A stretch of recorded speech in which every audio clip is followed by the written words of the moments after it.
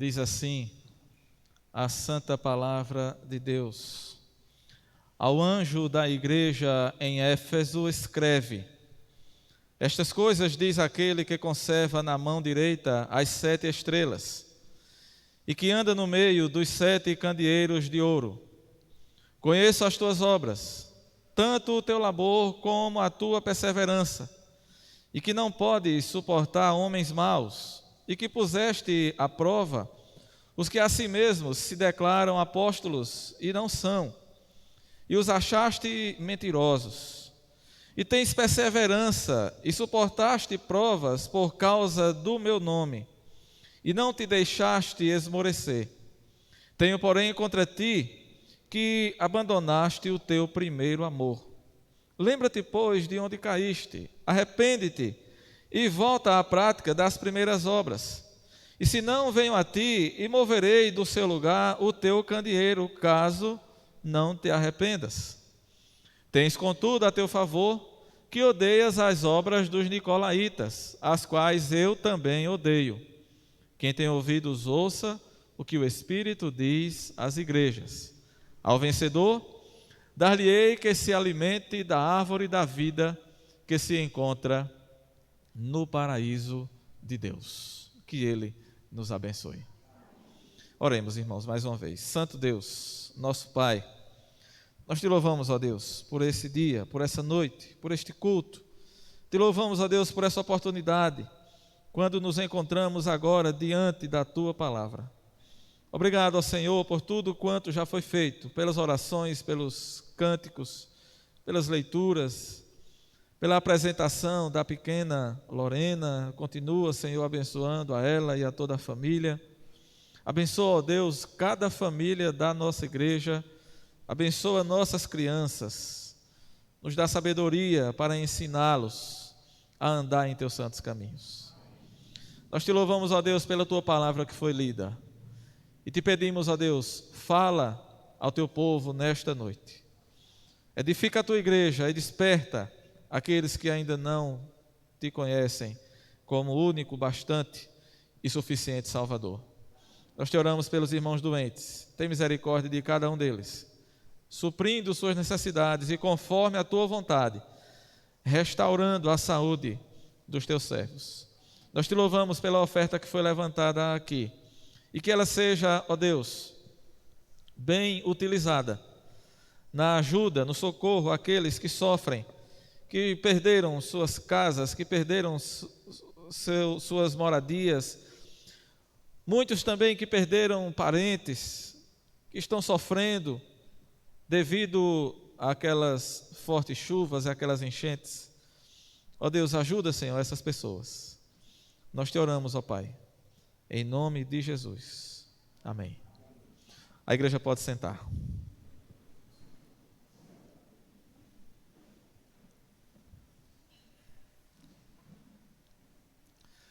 Meus amados irmãos, nós queremos voltar ao texto da palavra de Deus que foi lido. Apocalipse 2, versos de 1 a 7. Nós estivemos pregando nesse mesmo texto, esse mesmo sermão aqui, há mais ou menos um ano, há cerca de um ano atrás.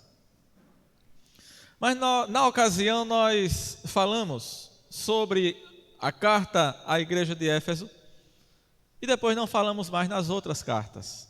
E Deus colocou no nosso coração o desejo de falar para a igreja a respeito das 7 cartas que se encontram aqui nos capítulos 2 e 3 de Apocalipse. Então nós estamos iniciando hoje, reiniciando, com a primeira carta, a carta à igreja de Éfeso, e com a graça de Deus nós daremos continuidade nos próximos domingos, estudando e expondo aqui para os irmãos o que Jesus diz a cada uma dessas igrejas.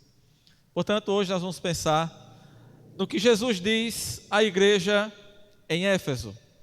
E nós entendemos, meus amados irmãos, que esta é uma mensagem de Jesus, não só para a igreja de Éfeso, mas é uma mensagem de Jesus para a sua igreja, em todos os tempos, em todas as épocas, e também para esta igreja, também para a nossa igreja. E aqui, meus amados irmãos, se faz necessário entendermos um pouco o contexto daquela igreja, o contexto em que aquela igreja estava inserida. Ela estava na igreja de Éfeso. Éfeso era a maior, a mais rica, a mais importante das cidades da Ásia Menor, na época em que o texto foi escrito, no tempo do Novo Testamento, no primeiro século. Aquela cidade era conhecida na época como a Feira das Vaidades. Era uma cidade riquíssima, uma cidade muito avançada para a sua época. Tinha uma população estimada em cerca de 200 mil pessoas. Isso, meus irmãos, hoje é considerado uma cidade pequena, mas no primeiro século, uma cidade que atingia 200 mil habitantes, era uma mega cidade, era uma metrópole. Portanto, nós estamos falando de uma cidade grande, de um grande centro. Aquela cidade, ela tinha construções enormes e muito famosas. Havia um teatro enorme, havia um templo enorme, o templo dedicado à deusa Diana, Diana dos Efésios. Você pode ler depois o que está no capítulo 19 do livro de Atos dos Apóstolos, e você vai encontrar ali tudo aquilo que aconteceu quando o apóstolo Paulo estava naquela cidade.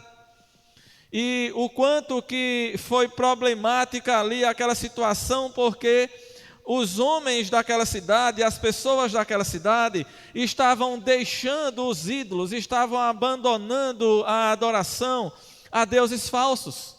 Esse templo consagrado a Diana era um templo enorme, ele era considerado e é considerado ainda até hoje como uma das 7 maravilhas do mundo antigo. Tamanha era a importância, tamanha era a majestade daquele templo. Só que aquela cidade, ela era uma cidade altamente promíscua.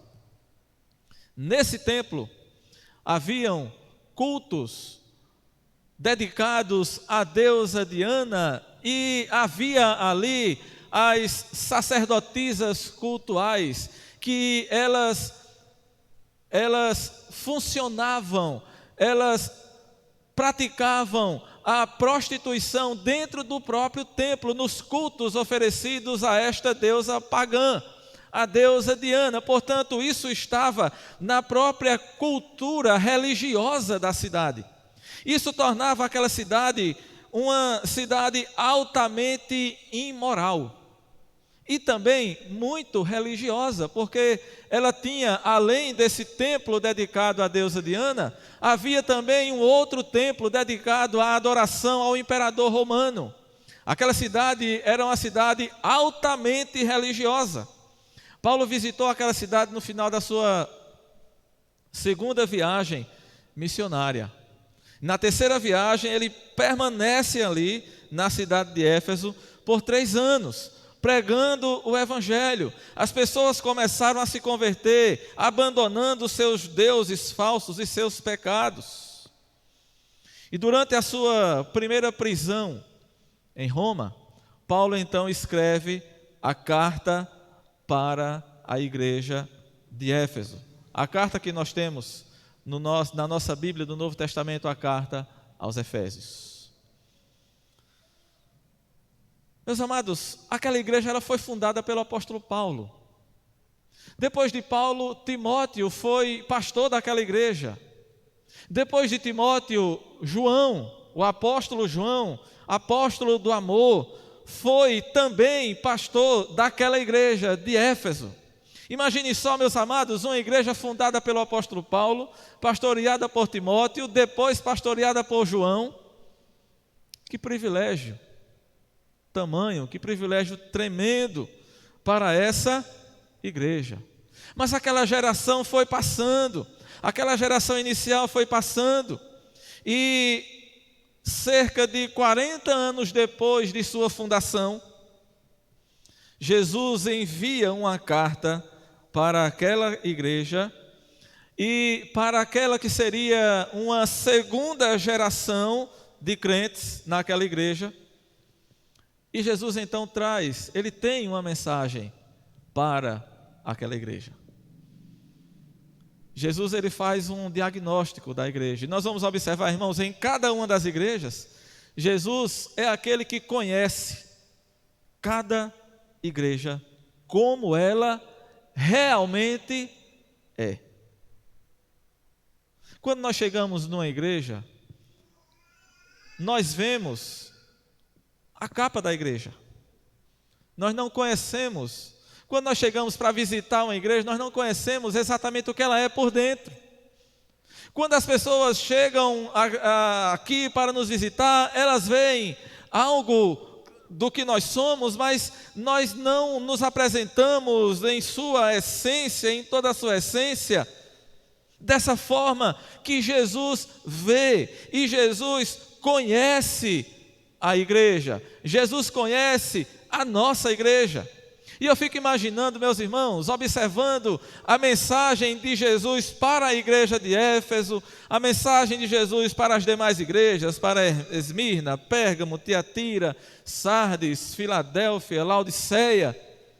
E Jesus ele conhece cada uma dessas igrejas e ele faz ali um raio-x, um diagnóstico preciso de cada uma delas. E eu fico pensando, imaginando, o que será que Jesus escreveria se ele enviasse uma carta, assim como essas, endereçada à Igreja Congregacional Conservadora de Cupira? Porque ele conhece, de fato, cada um de nós. Ele conhece a mim e conhece a você. E ele começa, meus amados, se apresentando à igreja. Jesus envia a sua mensagem ao anjo da igreja, como ele diz aqui no primeiro versículo, ao anjo da igreja em Éfeso. Escreve: estas coisas diz aquele que conserva na sua mão direita as 7 estrelas e que anda no meio dos 7 candeeiros de ouro. Ele se apresenta, ele envia sua mensagem ao anjo. Quem é esse anjo da igreja? Havia um anjo especial. Há muita dificuldade de alguns para identificar quem é esse anjo da igreja. Nós entendemos que Jesus está se referindo ao líder da igreja, ao pastor da igreja. E ele vai repetir essa mesma fórmula em cada uma das 7 igrejas. Ele sempre vai começar a carta dizendo: ao anjo da igreja escreve. Jesus se apresenta como aquele que está no meio da igreja. Ele diz: estas coisas diz aquele que conserva na sua mão direita as 7 estrelas e que anda no meio dos 7 candeeiros de ouro. Os candeeiros são a própria igreja. Cada igreja é um candeeiro de ouro que Jesus se refere. E ele diz aqui que anda no meio das suas igrejas. Ele está no meio da igreja. Meus amados irmãos, a primeira lição que nós precisamos aprender aqui é que nós devemos despertar para o fato de que a presença manifesta de Cristo é real no meio da sua igreja. Ele está presente no nosso meio. Ele nos diz aqui que ele anda no meio da igreja. Ele está aqui, ele está presente. Geralmente nós pensamos em Cristo como aquele que está no céu, sentado à direita do Pai, olhando de lá para todos nós, intercedendo por nós junto ao Pai. E isso é verdade, mas nós não podemos nos esquecer que Jesus é onipresente e onipotente, e isso dá a Ele o poder de estar em qualquer lugar ao mesmo tempo, e Ele está aqui. E parece que muitas vezes nós nos esquecemos disso. Porque Ele está no meio da sua congregação, Ele está no meio do culto. Ele está presente entre nós. E muitas vezes, meus amados, parece que nós perdemos esse senso. Parece que muitas vezes nós perdemos o impacto do que é a presença de Cristo no nosso meio. Jesus está aqui conosco, meus amados irmãos, presente na sua igreja, no nosso meio, do momento que nós iniciamos o culto até o momento que nós terminamos o culto. Jesus está aqui. E aí, meus amados irmãos, não cabe espaço para aquela ideia, para aquele pensamento de que a hora do louvor eu não gosto, essa hora não me agrada, eu só quero a hora da pregação. Tem outros que pensam o contrário, a hora da pregação não me agrada, eu só gosto da hora do louvor. Meu amado, deixa eu lhe dizer uma coisa, Jesus está presente quando a gente inicia, quando nós cantamos, quando nós lemos a Bíblia, quando nós oramos e quando nós pregamos. Não há, meus irmãos, um momento mais santo do que o outro no culto. Não há um momento que mereça o nosso desprezo no culto. Nem o momento dos louvores, nem o momento das orações, nem o momento da pregação. Porque Jesus está presente e está conosco desde o início do culto até o fim. E todo o culto é uma oferta, como o grupo de louvor cantou hoje, né? E como é bom quando nós entendemos isso. E como seria bom, meus irmãos, se nós de fato entendêssemos e se nós começássemos do início ao fim com alegria, participando do culto. Porque nós cantamos, vem o Senhor minha vida oferecer como oferta de amor e sacrifício. Mas isso é verdade, o culto ele é uma oferta de amor e de sacrifício ao nosso Deus, do começo ao fim. Jesus está no nosso meio. Ele não só está presente, mas Ele também segura a sua igreja em suas mãos onipotentes, porque nos diz aqui a palavra, nos diz a Escritura que Ele conserva na sua mão direita o seu povo. Ele conserva na sua mão direita a sua igreja. É por isso que ninguém pode arrancar os que são salvos das suas mãos. É por isso que ele disse lá em João 10, 28, ninguém as arrebatará da minha mão. As ovelhas que o Pai me deu, elas são minhas. Ele conserva o seu povo, ele conserva a sua igreja. Porque ele está no nosso meio, ele está presente. A segunda lição que nós precisamos aqui, meus amados, tirar, é que Jesus, ele elogia a sua igreja mediante as virtudes que ela tem. No versículo 2 ele diz, eu conheço as tuas obras, tanto o teu labor como a tua perseverança, que não pode suportar homens maus, e que puseste à prova os que a si mesmos se declaram apóstolos e não são, e os achastes mentirosos. Jesus continua elogiando a igreja no versículo 3. Tens perseverança, suportaste provas por causa do meu nome, e não te deixaste esmorecer. Tem ainda no versículo 6 um outro elogio de Jesus à igreja. Tens, contudo, a teu favor que odeias as obras dos nicolaítas, as quais eu também odeio. Observe, meus irmãos, que a igreja de Éfeso, fundada por Paulo, pastoreada por Timóteo, pastoreada por João, era uma igreja fiel na doutrina. E Jesus disse que ela conserva, ela persevera no ensino, ela não permitia que os homens mentirosos entrassem nela, ela não permitia que o falso ensino entrasse nela. Mesmo cercada por perseguição, atacada por constantes heresias, no meio de um contexto religioso muito complicado, muito difícil, no meio de uma promiscuidade muito grande, aquela igreja permaneceu firme na palavra, permaneceu firme contra todas as ondas de novidade que poderiam surgir. E Paulo já havia alertado aquela igreja. No capítulo 20 de Atos, Paulo chama os presbíteros daquela igreja para ter uma última conversa, um último encontro com eles. E no versículo 29 do capítulo 20 de Atos, ele diz assim, O apóstolo Paulo falando para os presbíteros da igreja de Éfeso: eu sei que depois da minha partida entre vós penetrarão lobos vorazes que não pouparão o rebanho, e que dentre vós mesmos se levantarão homens falando coisas pervertidas para arrastar os discípulos atrás deles. E Paulo continua dizendo: atendei por vós mesmos e pelo rebanho da igreja de Deus, a qual ele comprou com o seu precioso sangue. Paulo havia alertado aqueles irmãos sobre as heresias que iriam atacar aquela igreja, e eles estavam bem apercebidos disso.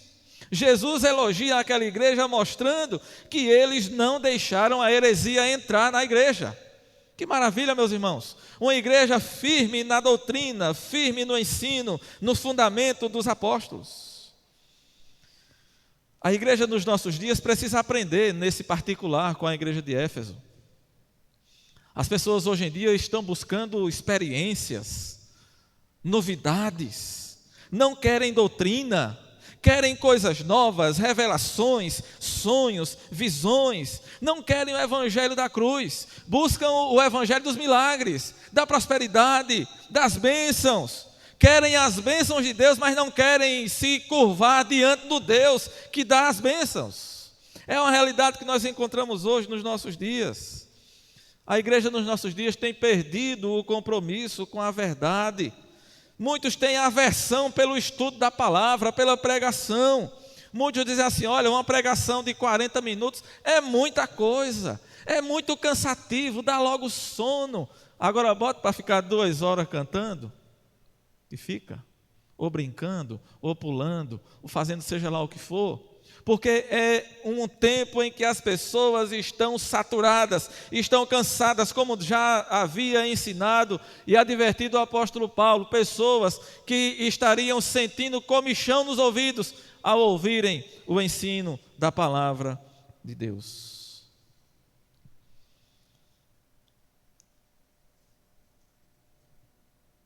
Mas Jesus diz outra coisa sobre aquela igreja. Aquela igreja também era envolvida com a obra de Deus. Conheça as tuas obras, o teu labor, a tua perseverança. Aquela igreja estava envolvida na obra de Deus, no trabalho. A igreja de Éfeso não ficava apenas na teoria, não era só na conversa. Ela trabalhava, ela agia, havia labor intenso naquela igreja. Os crentes eram engajados na obra. Eles não eram apenas espectadores da palavra, mas eram praticantes operosos da pregação, do ensino, do trabalho. Eles estavam envolvidos no trabalho diário da igreja. Não estavam confinados dentro das 4 paredes, que é uma característica dos nossos dias. Muitos têm uma dificuldade tremenda de sair de dentro das 4 paredes. Mas aquela igreja não, era uma igreja missionária, uma igreja que trabalhava. Foi através daquela igreja que o evangelho se espalhou por toda a Ásia Menor. Começou ali, na igreja de Éfeso, e se espalhou. Jesus ainda tem uma outra palavra. Ele disse que aquela era uma igreja perseverante nas tribulações. Ele diz aqui: conheço a tua perseverança. Irmãos, ser crente na cidade de Éfeso não era fácil, não. Era difícil. Lá estava um dos maiores centros de adoração ao imperador. Lá estava o maior centro de adoração à deusa Diana.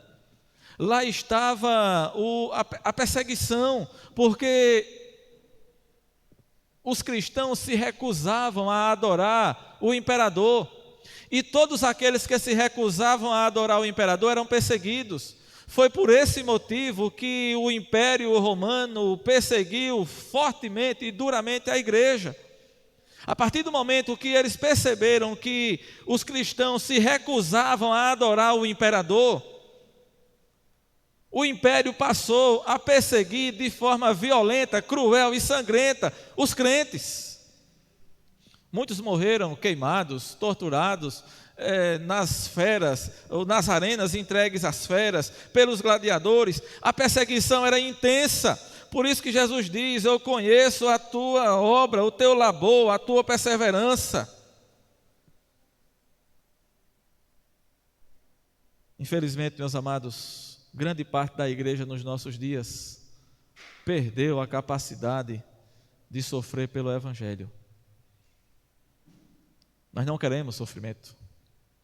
Nós queremos o Evangelho da prosperidade, da facilidade, do comodismo. E é por isso que muitas das igrejas dos nossos dias têm se transformado em grandes negócios. Pregadores que se levantam para apresentar para as pessoas aquilo que agrada às pessoas. O púlpito de muitas igrejas sendo transformado num balcão de negócios. O evangelho sendo transformado num produto que está à venda, e muitos que se dizem crentes sendo transformados em consumidores. Temos no meio evangélico dos nossos dias grandes estrelas, super estrelas, popstars, pessoas que se acham que estão acima do bem e do mal, e multidões vão atrás dessas pessoas. E onde fica o sofrer pelo Evangelho, o negar-se a si mesmo, o tomar a cruz de cada dia e seguir a Cristo? Precisamos, meus irmãos, manter. Observe o que Jesus diz: eu conheço as tuas obras, o teu labor, a tua perseverança. Precisamos, meus amados irmãos, manter a perseverança, continuar perseverando no ensino, na pregação, na doutrina.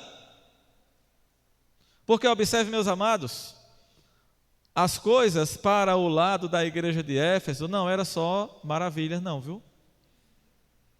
Jesus também tinha uma palavra de repreensão para aquela igreja. Ele também tinha uma palavra dura contra aquela igreja.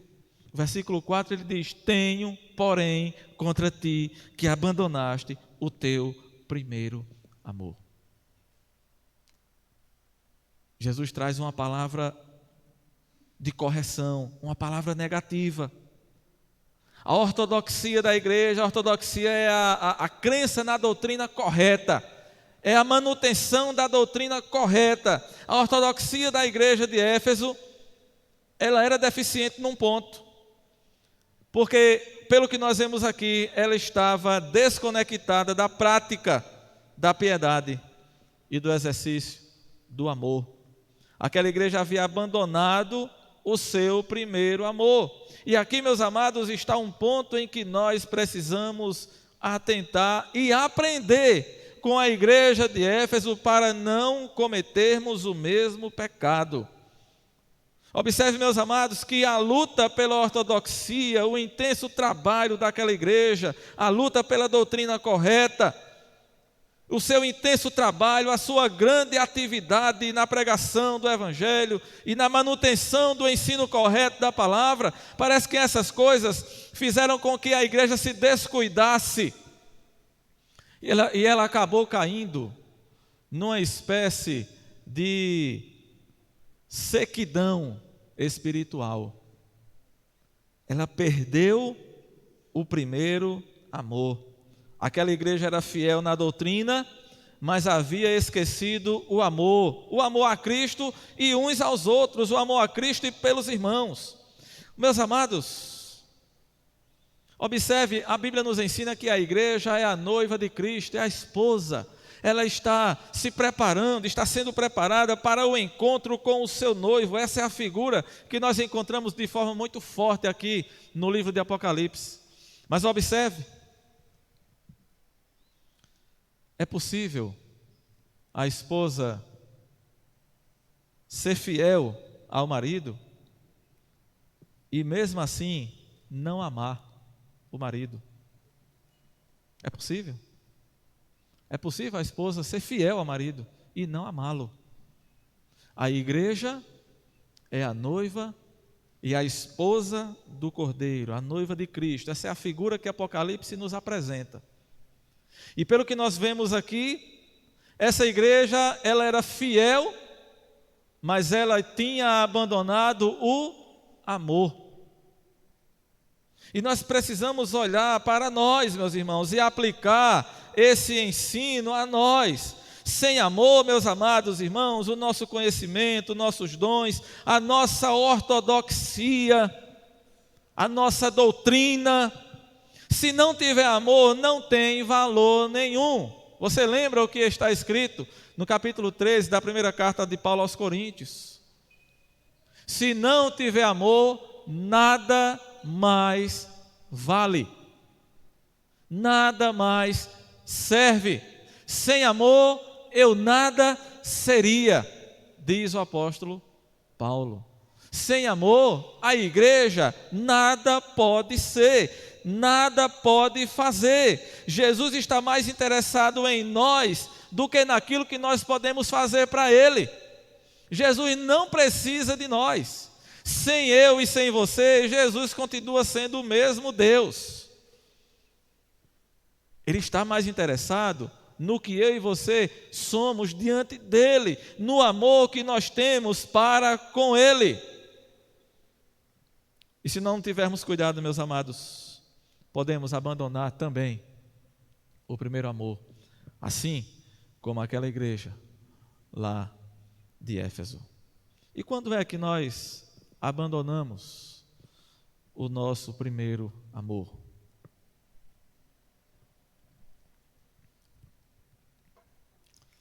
Deixa eu citar para você aqui algumas situações que representam um abandono do primeiro amor. Quando é que abandonamos o nosso primeiro amor?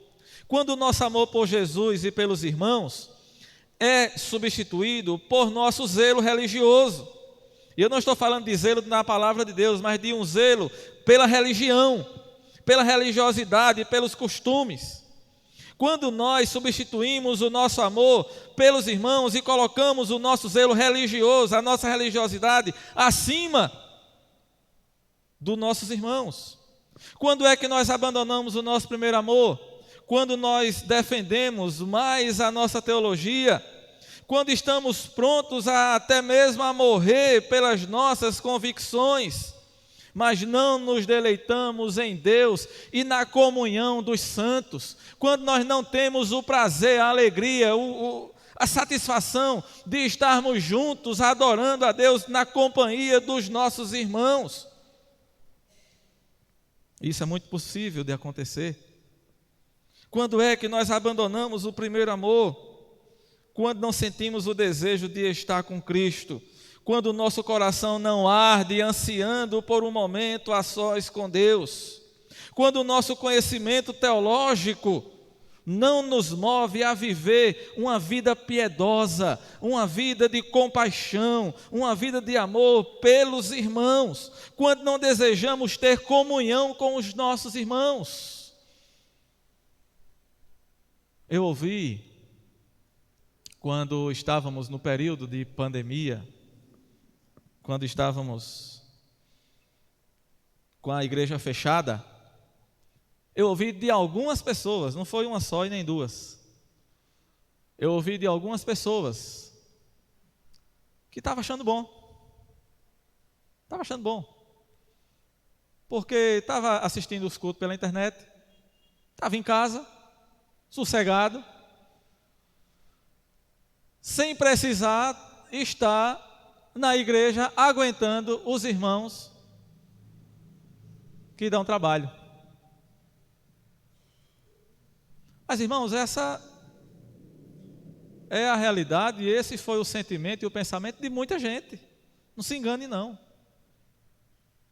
Esse foi o pensamento e o sentimento de muita gente, até porque se eu ficar em casa sozinho, é mais cômodo para mim. Eu não vou precisar estar me indispondo muitas vezes com o irmão A ou o irmão B, aguentando muitas vezes as dificuldades que surgem no meio da igreja, porque, meus amados irmãos, não existe igreja perfeita. Toda igreja tem suas dificuldades, tem seus problemas. Sabe por quê, meus irmãos? Porque nós somos pessoas imperfeitas.